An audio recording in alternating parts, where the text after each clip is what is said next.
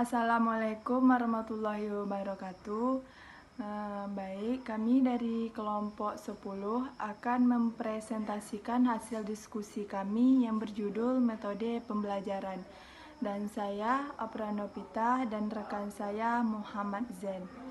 Langsung saja kita masuk dengan materi kita, yaitu dalam dunia pendidikan, metode pembelajaran adalah sesuatu yang wajib diterapkan oleh guru, dan proses pembelajaran.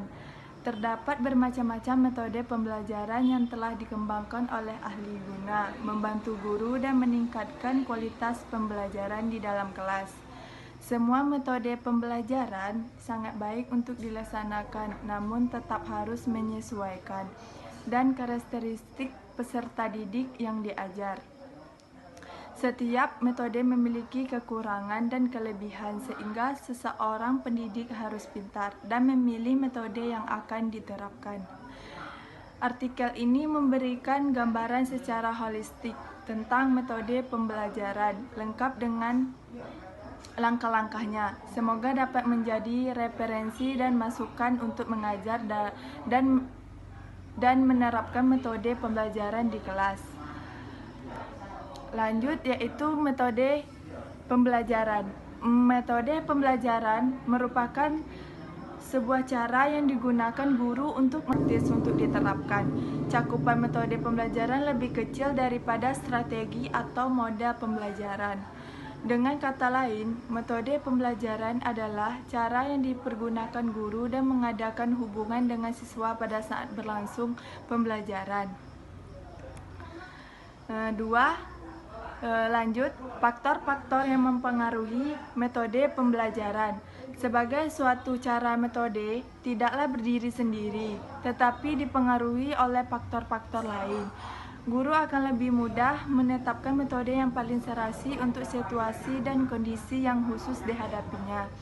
Jika memahami sifat-sifat masing-masing metode tersebut, menurut Winarno Soekarhamad dalam di Jamarah 2002, pemilihan dan penentuan metode dipengaruhi oleh beberapa faktor, yaitu sebagai berikut. 1. Anak didik, dan selanjutnya tujuan, situasi, fasilitas, dan guru. Yang ketiga yaitu syarat-syarat metode pembelajaran. Menurut Ahmad dalam ASI 2007, syarat-syarat yang harus diperhatikan dalam menggunakan metode mengajar adalah, yaitu 1. Metode mengajar harus dapat membangkitkan motif untuk mewujudkan hasil karyanya. Dan yang keempat, metode mengajar harus dapat merangsang keinginan siswa untuk belajar lebih lanjut, melakukan eksplorasi dan inovasi lainnya. Dan yang kelima, metode mengajar harus dapat mendidik murid dalam teknik belajar sendiri dan cara memperoleh pengetahuan melalui usaha pribadi.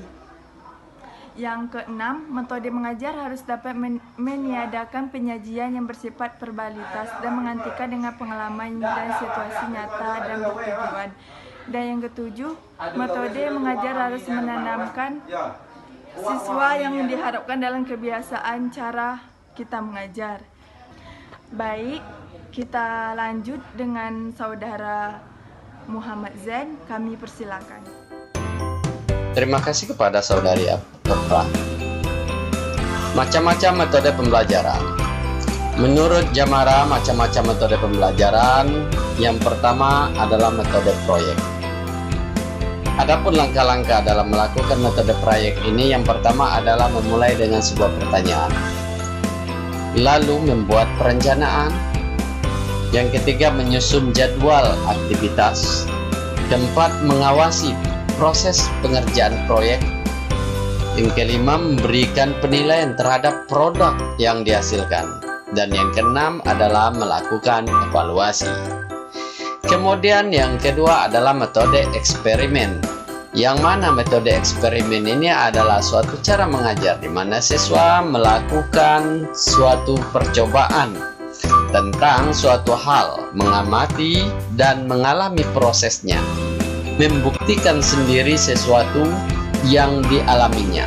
Kemudian hasil pengamatan dan percobaan tersebut disampaikan di depan kelas untuk dievaluasi bersama. Kemudian yang ketiga adalah metode tugas atau resitasi. Kita memberikan tugas kepada siswa. Yang keempat, metode diskusi. Kita melakukan sebuah diskusi untuk menyelesaikan suatu masalah. Kemudian yang kelima, metode sosiodrama. Bisa bermain peran atau melakukan drama. Yang keenam, metode demonstrasi. Kita melakukan demonstrasi. Kemudian metode problem solving. Metode problem solving ini boleh yang pertama adalah menyiapkan masalah yang akan dipecahkan. Yang kedua, menyajikan masalah. Yang ketiga, mengumpulkan data atau keterangan yang dapat digunakan untuk memecahkan masalah tersebut. Yang keempat, merumuskan hipotesis. Yang kelima, menguji hipotesis. Kemudian metode berikutnya adalah metode karya wisata. Kemudian metode tanya jawab, metode latihan, dan metode ceramah. Kemudian pengelompokan metode pembelajaran itu sendiri ada dua. Yang pertama, metode pembelajaran kontekstual. Yang kedua, metode pembelajaran aktif konvensional.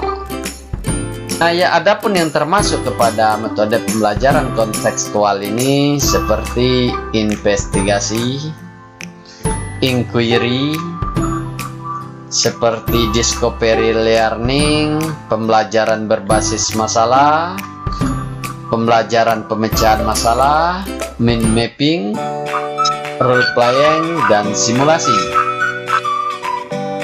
Adapun yang termasuk ke dalam metode pembelajaran aktif konvensional ini seperti ceramah, resitasi, praktik, dan latihan, diskusi, debat, jigsaw,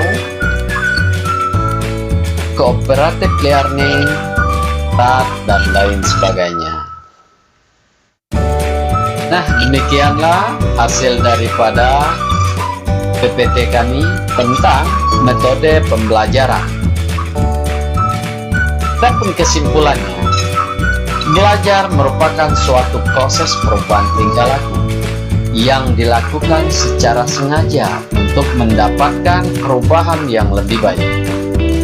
Umpama, dari tidak tahu menjadi tahu, dari tidak terampil menjadi terampil, dari belum dapat melakukan sesuatu menjadi dapat melakukan sesuatu. Dan untuk mencapai tujuan pendidikan itu sendiri, salah satu teknik yang digunakan oleh pendidik adalah dengan menggunakan berbagai metode pembelajaran. Sampai di sini dan saran untuk membangun kami persilakan.